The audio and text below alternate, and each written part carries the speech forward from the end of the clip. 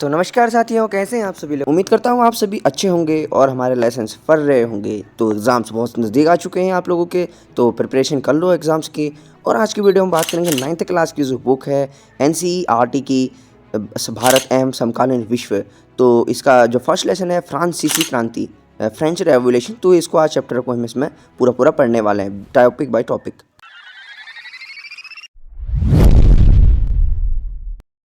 फ्रांसीसी क्रांति जो है फ्रेंच रेवोल्यूशन, तो फ्रेंच रेवोल्यूशन को हम कुछ टॉपिक्स जो गए हैं क्रांति के कारण, एंड टेनिस कोर्ट की शपथ और बस्तिल का पतन। और तीसरा टॉपिक हम इसके अंदर कवर करेंगे अधिकारों की घोषणा और राजा जो है लुई सोलवे का अंत।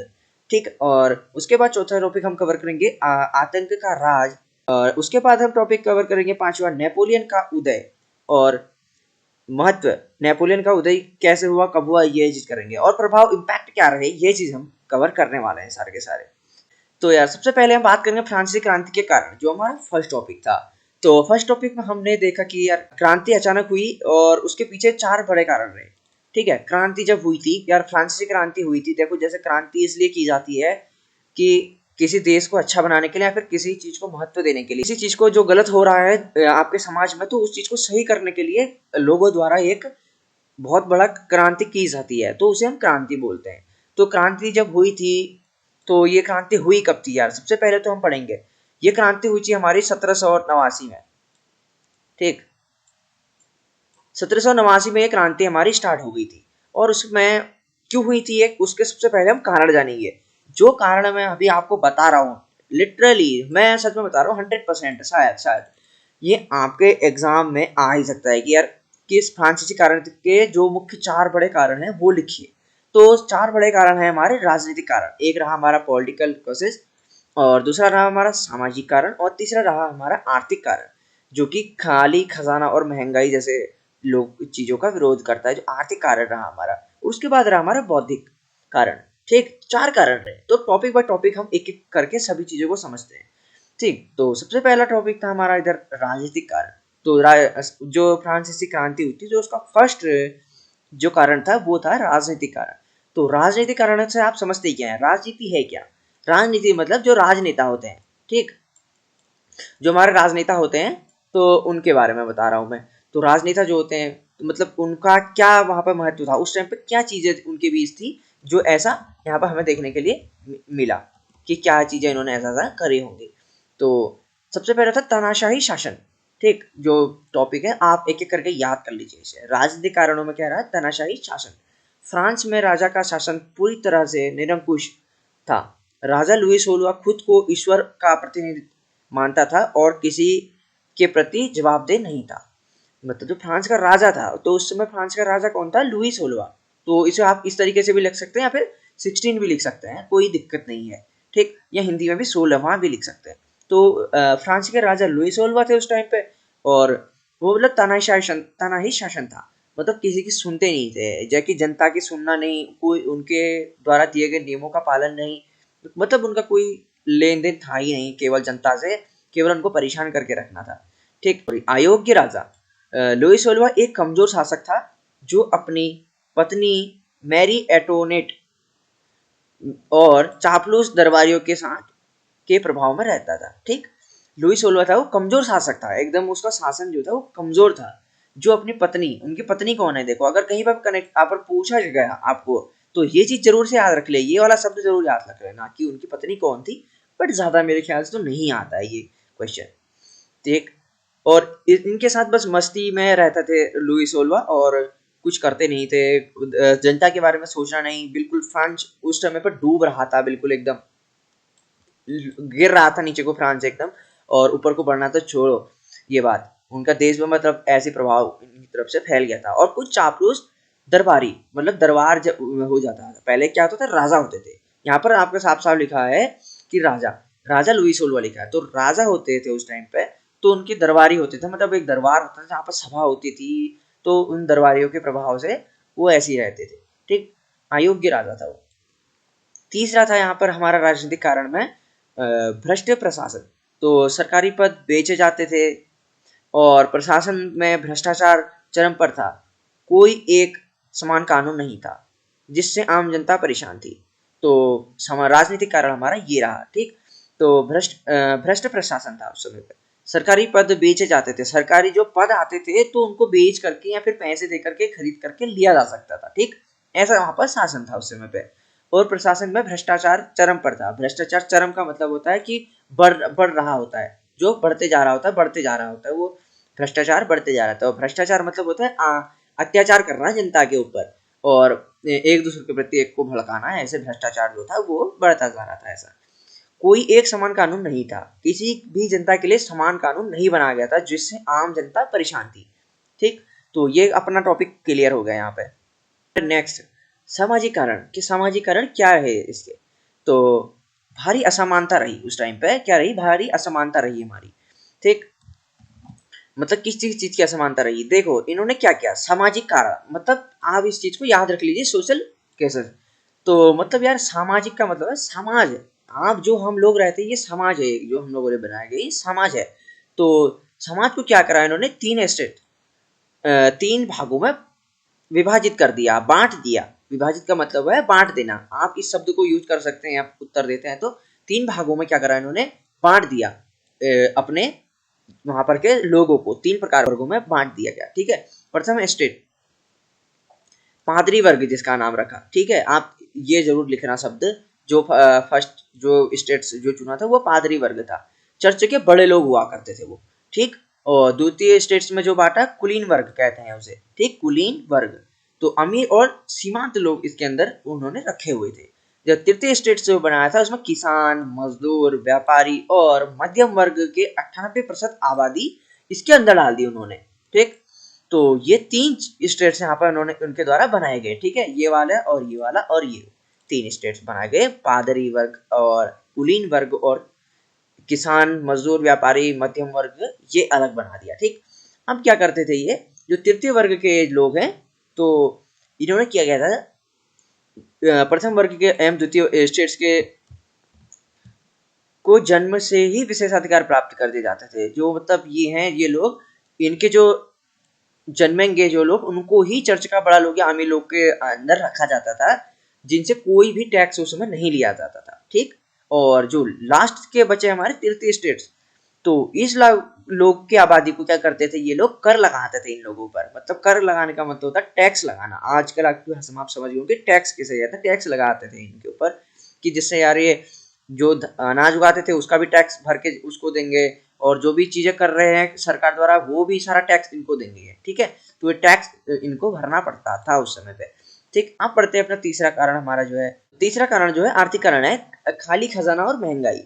क्या हुआ था कि लुईस वोल्व ने अमेरिका के साथ युद्धों में मदद की थी या उससे मदद ली थी। तो अमेरिका द्वारा क्या करा, यूएसए, जो यूएसए है उसके द्वारा उस पर कर्जा आ गया। लुईस वोल्वा जो राजा था तो उस पर कर्जा आ गया कि उसने अन्य देश के पैसे देने थे। आर्थिक स्थिति बहुत खराब हो चुकी थी। आर्थिक स्थिति का मतलब होता है कि किसी देश की आर्थिक स्थिति खराब हो जाना है। यहाँ पर मतलब खाली खजाना और महंगाई वहां पर बढ़ चुकी थी। किसी देश में महंगाई बढ़ जाना, ये चीजें यहाँ पर आगे आ चुकी थी। यहाँ पर रोटी मिलना मुश्किल हो गया था, भूखे मरे कई जनता वहां पर। आर्थिक स्थिति आ गई थी। और बौद्धिक कारण ऐसे रहे कि रूसो और बहुत सारे लोग आए जिन्होंने लोगों को बहकावा दिया कि यार कैसे हम अच्छा कर सकते हैं, यहाँ पर कैसा नहीं कर सकते हैं अच्छा। तो ये चीजें यहाँ पर इनके द्वारा दिखाई गई थी। उस समय पे इन्होंने कई सारे वो बनाए, यहाँ पर निशान चिन्ह बनाए इनके द्वारा। क्या क्या बनाया गया कि जिससे यार ये लोग अपनी जनता को आगे कर सके या फिर जनता को आगे बढ़ा सकें, आगे की ओर बढ़ा सकें, इसलिए उन्होंने यहाँ पर अपने अपने विचार रखे थे। तो बौद्धिक कारण ये रहे यहाँ पर क्रांति के उगने के। क्रांति किस किस चीजों से हुई थी आपको समझ आ गया होगा। राजनीतिक कारण क्या रहे थे, सामाजिक कारण क्या रहे थे, और आर्थिक कारण क्या रहा, और बौद्धिक कारण क्या रहे थे, ठीक है। तो अगली चीज कवर करेंगे हम अपना टॉपिक। अगला टॉपिक था हमारा टेनिस कोर्ट की शपथ और बस्तील का पतन। तो दूसरा टॉपिक हमारा ये रहने वाला है, तो इसके बारे में समझते हैं। नेक्स्ट टॉपिक, टेनिस कोर्ट की शपथ और बस्तील का पतन, ठीक।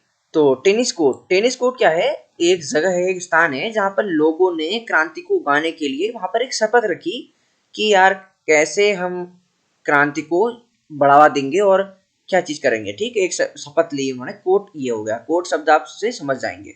शपथ का मतलब होता है कसम खाना या फिर किसी चीज के ऊपर डटे रहना। और बस्तील का पतन।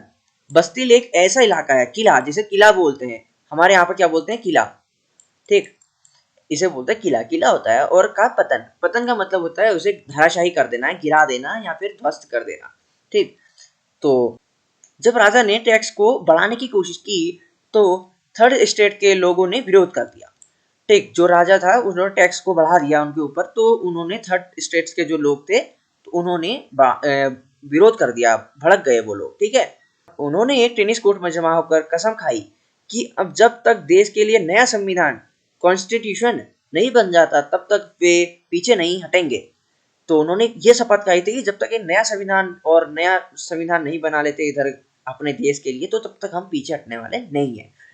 तो 14 जुलाई का दिन आ गया फिर, ये डेट आप याद रख लेना, ये डेट जो है आप जरूर याद रखना, 14 जुलाई 1789 को गुस्से में आई भीड़ ने बस्तिल, बस्तिल देख लो आप, बस्तिल ये शब्द याद रखना, किला है जो मैं अभी बता चुका हूँ, कि जेल पर हमला बोल दिया, क्योंकि वो जेल राजा के जुल्मों का प्रतीक था।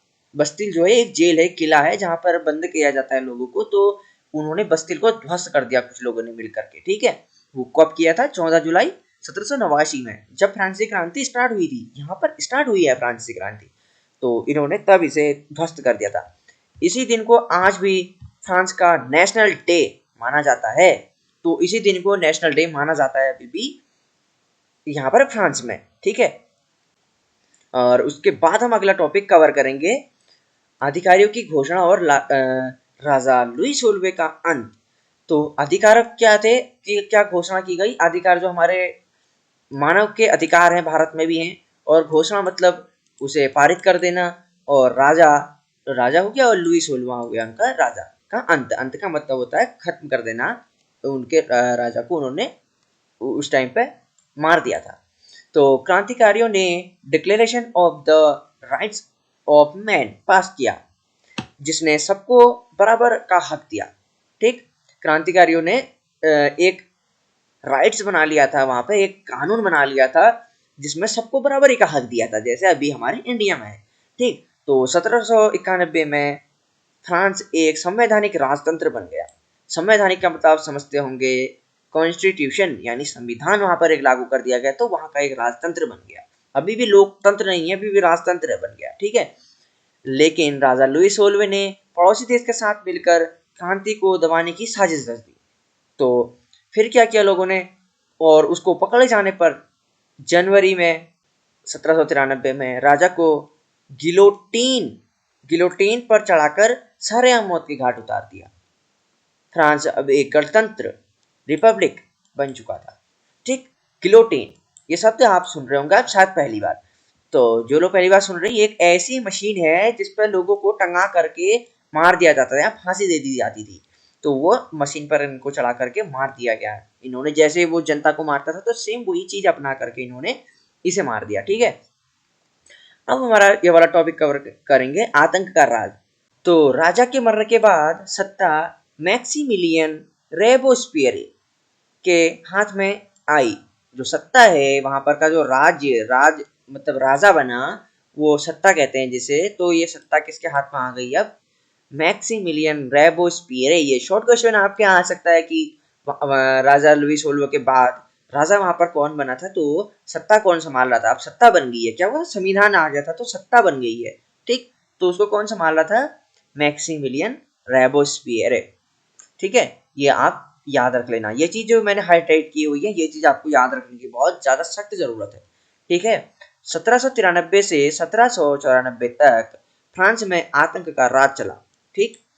तो रेबोस्पियरे को जो भी अपना दुश्मन लगता वो उसे वो सीधा गिलोटिन पर चढ़ा देता था, ठीक। गिलोटिन आप समझ रहे होंगे, मशीन जो मैंने बताया था, फांसी दे दी जाती थी। तो ये रेबोस्पियरे जो इनका राजा था वो क्या करता था कि इनको अपने जिसको जिसको अपना दुश्मन मानता था तो उसे गिलोटिन पर चढ़ा देता था।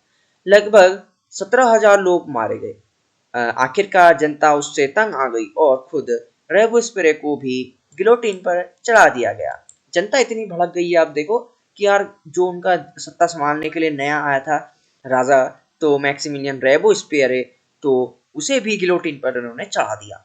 तो अगला टॉपिक कवर करते हैं अपना नेपोलियन का उदय और महत्व। उसके बाद क्या हुआ, जब 1794 के बाद जब गिलोटिन पर इसको भी चढ़ा दिया था, तो क्या हुआ, नेपोलियन का उदय हुआ। तो ये नेपोलियन एक शब्द से समझ सकते हैं आप, एक नेपोलियन एक व्यक्ति का नाम है जिनका उदय यहाँ पर हुआ था और महत्व क्या रहा। ठीक है, और स्थिरता का फायदा उठाकर सेनापति नेपोलियन बोनापार्ट ने सत्ता हथिया ली। ठीक, सेनापति, इनका जो सेनापति रहे, जो सेनापति होते हैं जो सेना को संभालते हैं पूरा, जो मैनेजमेंट करते हैं, तो सेनापति बोला जाता था उन्हें। तो नेपोलियन बोनापार्ट ने सत्ता हथिया ली और अपने हाथ में ले ली थी, इन्होंने सत्ता को अपने हाथ में ले लिया इसके बाद। ठीक है, उसने खुद को फ्रांस का सम्राट घोषित किया और पूरे यूरोप को जीतने निकल पड़ा।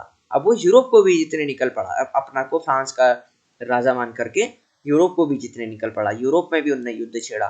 ठीक, भले ही नेपोलियन हार गया, लेकिन उस क्रांति ने दुनिया को 3 महान शब्द दे दिए, जो कि यहाँ पर स्वतंत्रता, समानता और भाईचारा, लिबर्टी और इक्वालिटी और फ्रेटर्निटी।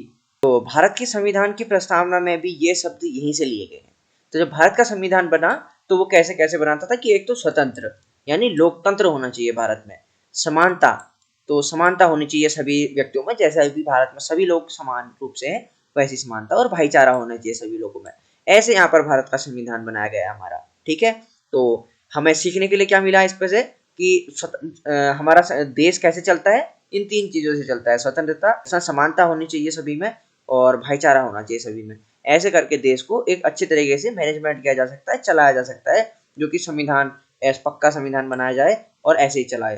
ठीक है, तो अच्छी लगी हो तो वीडियो आपको लाइक कर देना, शेयर कीजिए अपने साथियों के पास और सब्सक्राइब कर दिए चैनल को।